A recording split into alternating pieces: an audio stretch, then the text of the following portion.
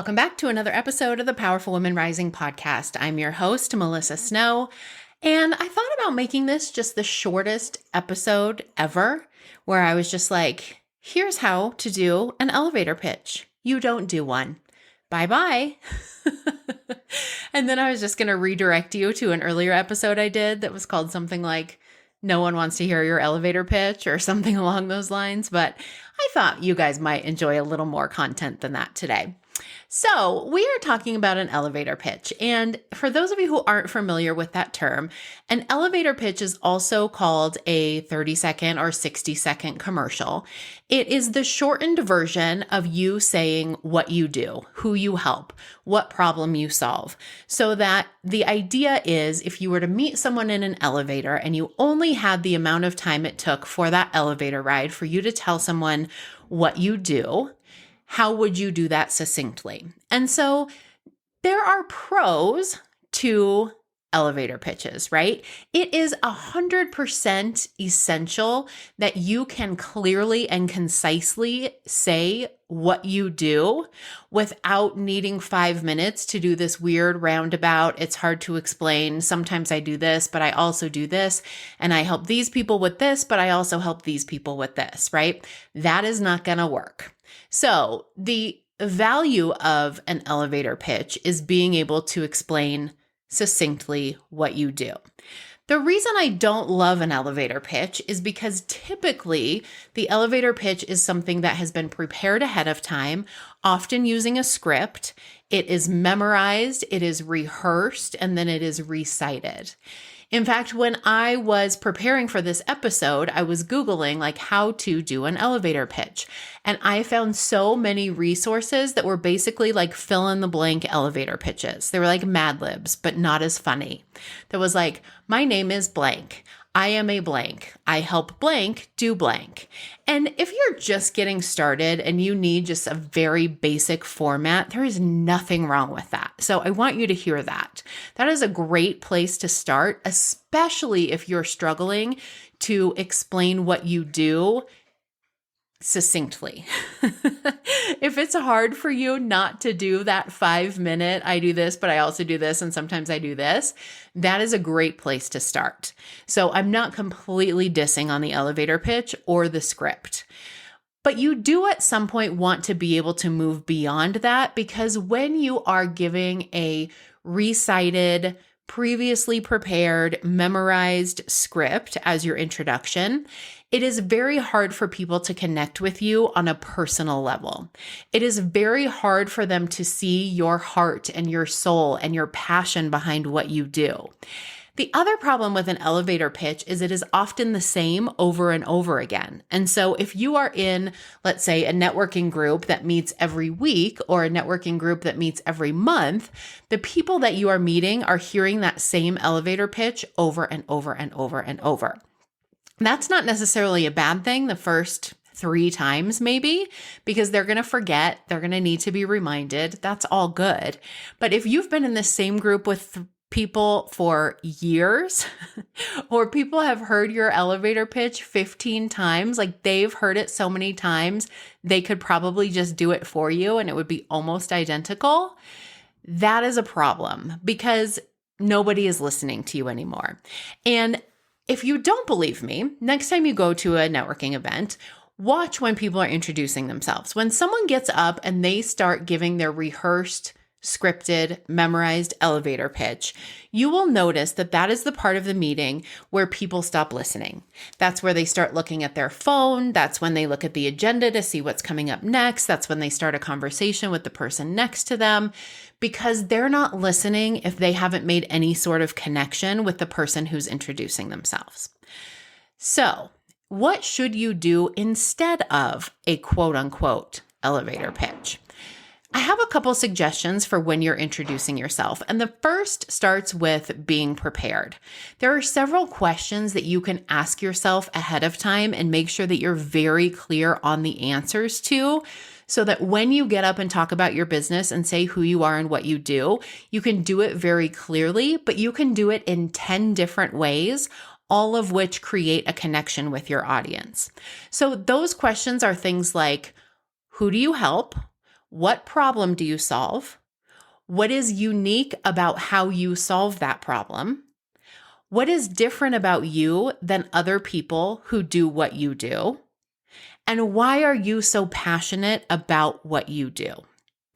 If you can answer those questions over and over and over again, you are going to be able to speak about your business and explain what you do in a very concise manner while still speaking from the heart and soul and making a connection with people.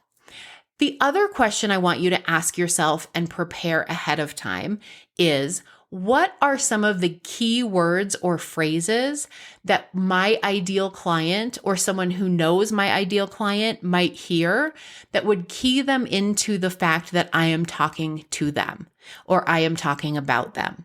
Because research shows that you have the first 7 to 11 seconds of speaking for people to decide if they want to keep listening to you or not.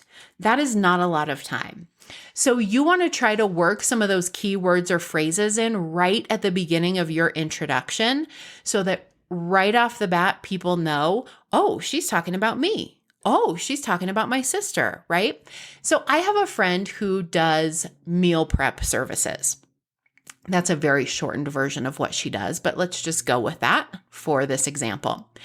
If she gets up and she just starts talking about food in general or preparing meals, or I help people make healthy meals without having to do all the preparation and blah, blah, blah, blah, blah, that's not really keying into a specific population that she can help, right?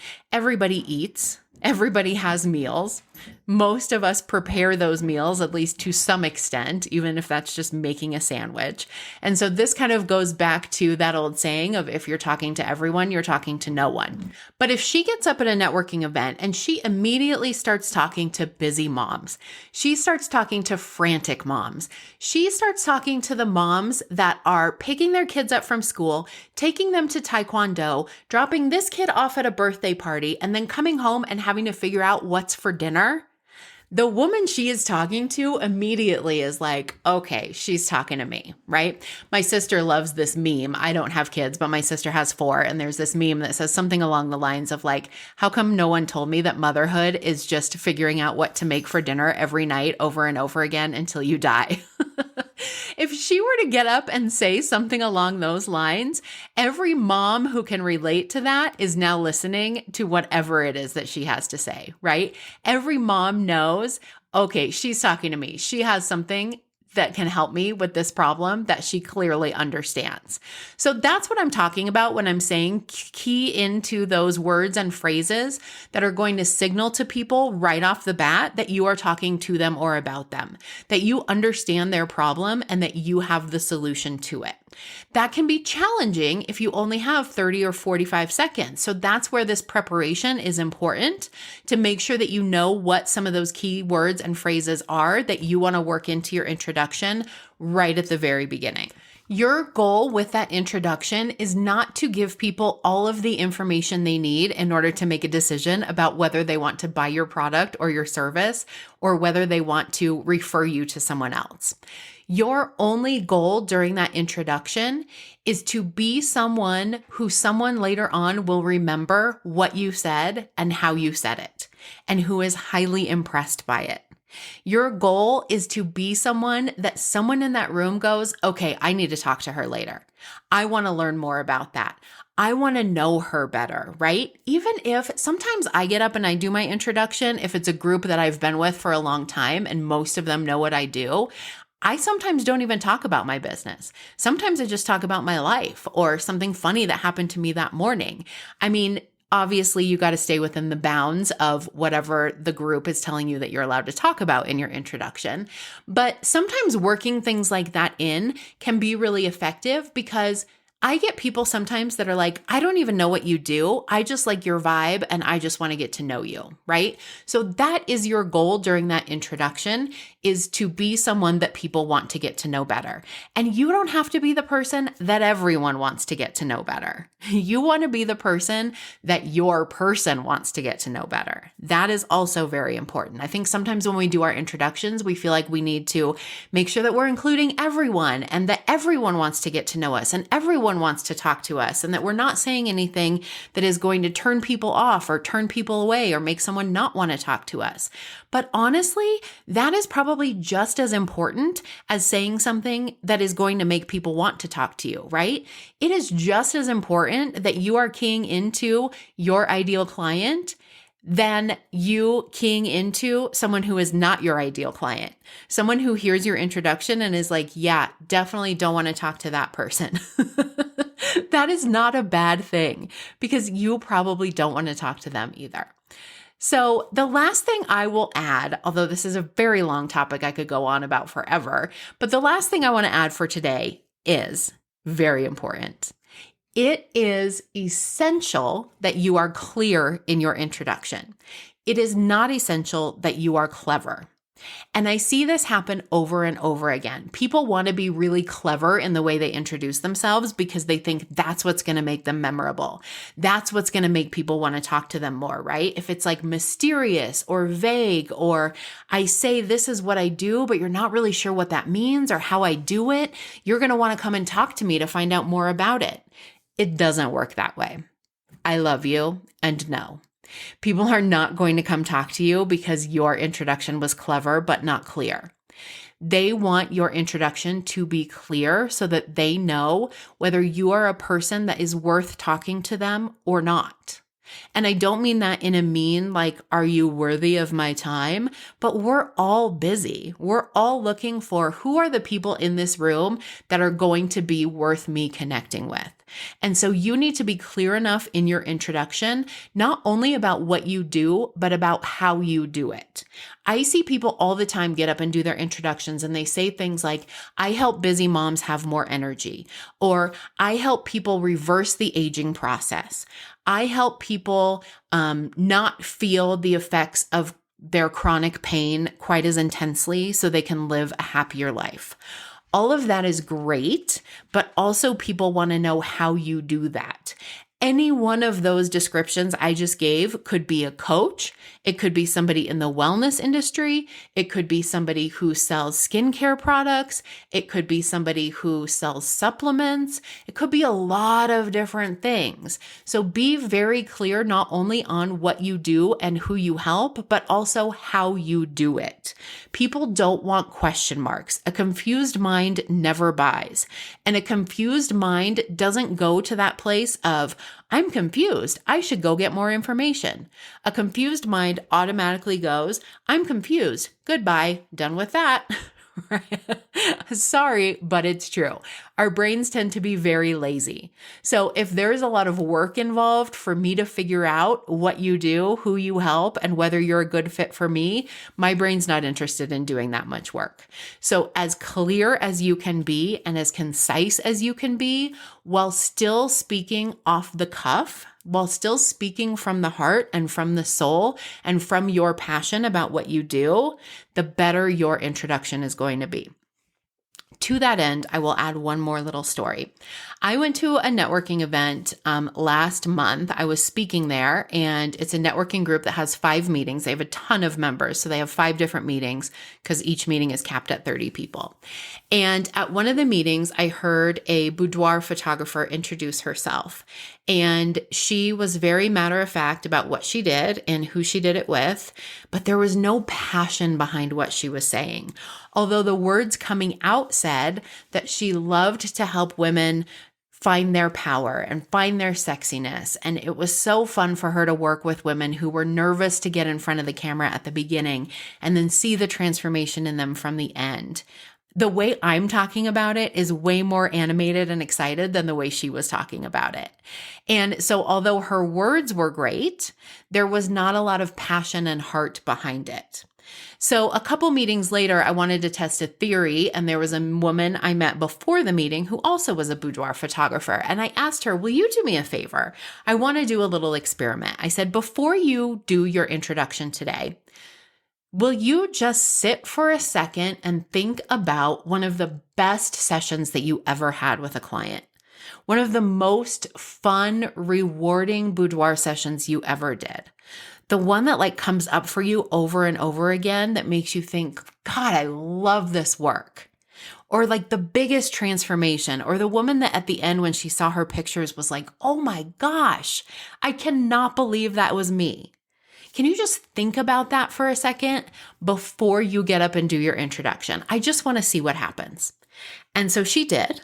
And when she got up to do her introduction, there was so much more heart and so much more passion and confidence and excitement in what she was saying that everyone was drawn to her. Everyone was tuned in to what she was saying because it was like, wow, this girl is really excited about whatever it is she does, right? Even before people knew what she did, they were like, wow, she is really pumped about this.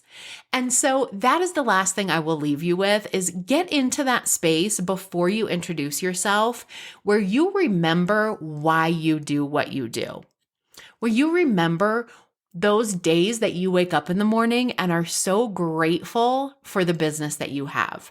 Those client calls that you've had or the products that you've sold that people have come back later and said, oh my gosh, I can't even tell you how this has changed my life.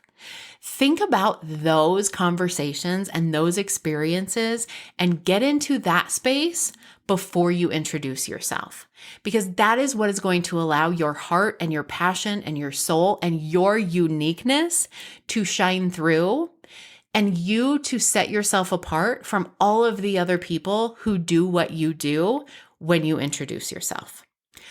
All right, that is my soapbox for the day. There will probably be 10 other episodes where we talk about the elevator pitch because I have a lot to say about it, but I would love to hear your thoughts as well. As always, we're going to be talking about the podcast topic over on my Instagram this week. So if you want more tips about how to perfect your elevator pitch or your introduction and how to do it in a way that is authentic and connects with your audience, I would love for you to join us over on Instagram and have that conversation with us. I would love to hear your feedback on this episode and any questions that you have about how to effectively introduce yourself at a networking event, at a networking meeting, or even by some chance when you meet a person in the elevator. I don't know who that's happening to. When I get in the elevator, I'm like looking everywhere except at the other person. Like, that's the last thing I want to do is have a weird conversation with you about what you do for a living, especially not if we're about to get trapped in this elevator. Anyway, that is my tangent. I love you. I hope you have a great week. And I would love for you to join us on our next virtual speed networking event. This is a great place for you to practice your introduction in a totally judgment-free zone and get feedback if you want it. Practice doing it in several different ways because you'll be in breakout rooms with different people each time. And so you can kind of get a feel of like, ooh, that felt weird when I introduced myself that way. Or, oh, that sounded really good. I liked how that felt. So definitely click the link in the show notes, join us at our next virtual speed networking event, and I will see you guys next week.